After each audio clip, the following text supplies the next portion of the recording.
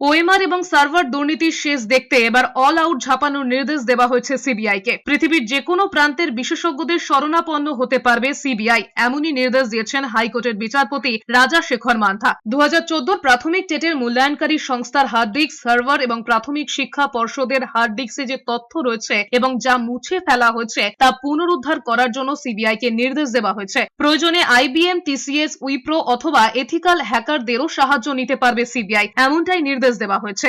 এই প্রসঙ্গে বিরোধী দলনেতা শুভেন্দু অধিকারী বলেছেন, কোথায় গেলে দুর্নীতি আসল ধরা পড়বে তাই নির্দেশ দিয়েছে হাইকোর্ট। এবার আর এজেন্সির ধানাই পানাই না করে আদালতের নির্দেশ কার্যকর করুক, এমনটাই চান শুভেন্দু অধিকারী। মহামান্য বিচারপতি রাজশেখর মান্থার অর্ডার দেখেছি, শুনেছি গাড়িতে আস্তে আস্তে খুব আসল জায়গায় উনি ধরেছেন, আসল জায়গায় ধরেছেন এবং মহামান্য বিচারপতি বলে দিয়েছেন যে কোথায় গেলে ওএমআর কেলেঙ্কারিটা একদম আসল ধরা পড়বে এবং এটা এবারে সিবিআইকে করতে হবে।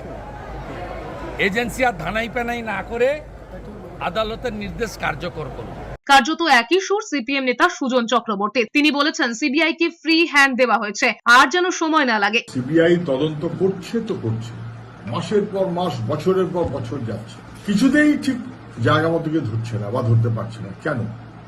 এক্সপার্টাইজের অভাব।